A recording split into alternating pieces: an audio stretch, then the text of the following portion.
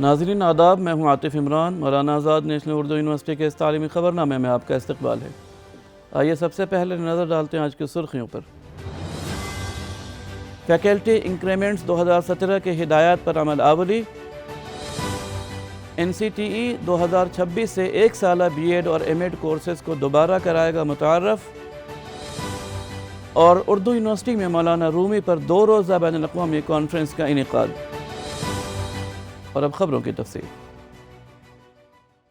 UGC grants commission نے 8 سالہ پرانی سرکاری ہدایت کو دوبارہ نافذ کر دیا ہے، جس کے تحت کالجوں اور یونیورسٹیوں کے اساتذہ کو تحقیقی قابلیت کی بنیاد پر انکریمنٹ نہیں دیا جائے گا۔ اس اچانک فیصلے سے فیکلٹی ممبران میں تشویش پائی جا رہی ہے، کیونکہ اس سے پہلے دی گئی اضافی رقوم کی ممکنہ واپسی کا خدشہ بھی پیدا ہو گیا ہے۔ گزشتہ کئی سالوں سے ملک بھر کے یونیورسٹیاں PhD اور MPhil ڈگری رکھنے والے اساتذہ کو اضافی انکریمنٹ دے رہی تھیں۔ اب UGC نے ایک بڑی تبدیلی کرتے ہوئے مرکزی یونیورسٹیوں کو سختی سے 2017 کی وزارت تعلیم کی ہدایت پر عمل کرنے کو کہا ہے۔ 2 نومبر 2017 کو وزارت تعلیم کی جانب سے جاری کردہ خط کا حوالہ دیتے ہوئے UGC نے واضح کیا کہ تحقیقی ڈگریوں کے لیے دیا جانے والا انکریمنٹ پہلے ہی کیریئر ایڈوانسمنٹ اسکیم کا حصہ ہے، اس لیے اب اس مقصد کے لیے علیحدہ انکریمنٹ نہیں دیا جائے گا۔ National council for teacher education نے 2026-27 تعلیمی سیشن کے ایک سالہ BEd اور MAd کورسز کو دوبارہ متعارف کرانے کا اعلان کیا ہے۔ NCTE نے یہ فیصلہ کیا ہے کہ وہ 2014 کے اس ریگولیشن کو واپس لیں گے جس کے تحت ان کورسز کو 2 سالہ بنا دیا گیا تھا۔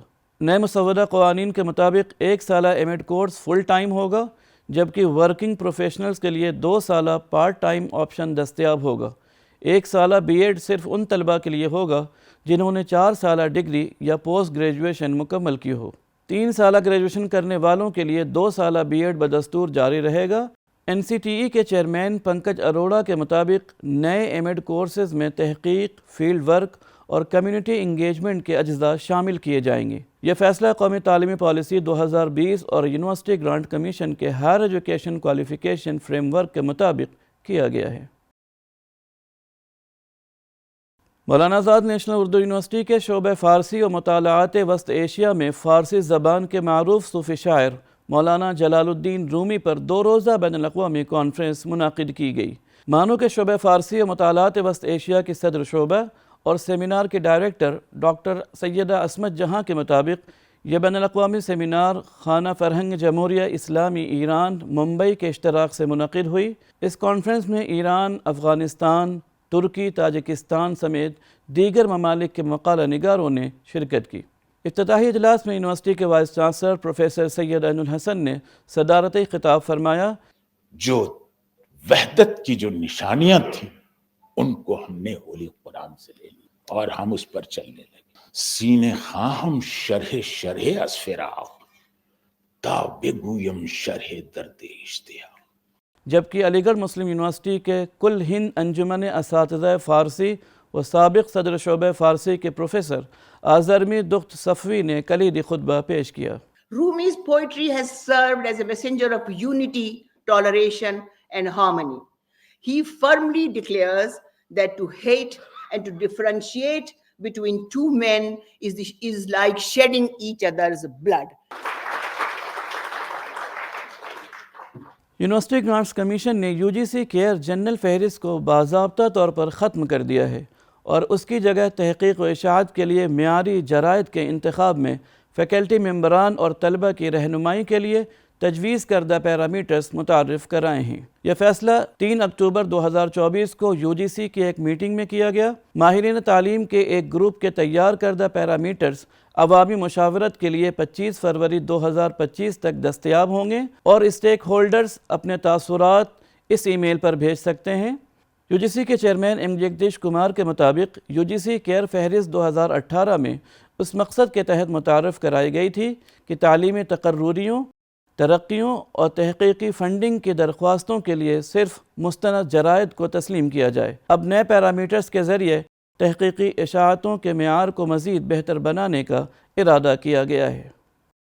مولانا آزاد نیشنل اردو یونیورسٹی کے وائس چانسلر پروفیسر سید عین الحسن نے کہا کہ ڈیجیٹل انقلاب ہمارے دروازے پر ہے اور ہمیں تبدیلی کی مزاحمت کے بجائے جدت کو اپنانا چاہیے۔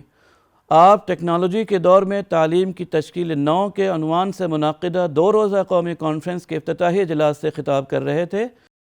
آپ نے طلبہ پر زور دیا کہ ٹیکنالوجی کا استعمال صرف علم کے حصول تک محدود نہ ہو، بلکہ یہ تنقیدی سوچ، تخلیقی صلاحیت اور اخلاقی اقدار کے فروغ میں بھی معاون ہو۔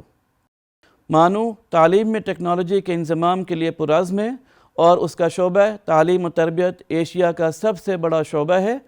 You will make a mark in the society. Every individual is important in this educational institution. Conference میں ملک کے نامور ماہرین تعلیم، دانشور اور پالیسی ساز شریک ہوئے، جن میں نئی دہلی کے doctor B R Ambedkar university کے HRDC کے ڈائریکٹر پروفیسر RC شرما بھی شامل تھے۔ انہوں نے کہا کہ تعلیمی شعبہ ایک متحرک شعبہ ہے اور یہ جدت و ترقی کو اپنانے کی قوت رکھتا ہے۔ کتنی اچھی بات لکھی ہوئی ہے یہاں پر کہ بے شک میں استاد کی حیثیت سے آیا۔ اس موقع پر یونیورسٹی کے رجسٹرار پروفیسر اشتیاق احمد نے بھی طلبہ سے خطاب کیا۔ This particular concept of remodeling education in the technological era will get a massive support and guidance of our Vice Chancellor. آئیے آخر میں پھر ایک بار نظر ڈالتے ہیں آج کی سرخیوں پر۔ فیکلٹی انکریمنٹس 2017 کے ہدایات پر عمل آوری۔ NCTE 2026 سے 1 سالہ BEd اور MAd کورسز کو دوبارہ کرائے گا متعارف۔ اور اردو یونیورسٹی میں مولانا رومی پر 2 روزہ بین الاقوامی کانفرنس کا انعقاد۔ آج کی خبروں میں فی الحال اتنا ہی۔ آئندہ بلیٹن میں آپ سے پھر ملاقات ہوگی، تب تک کے لیے دیجیے اجازت۔ آداب۔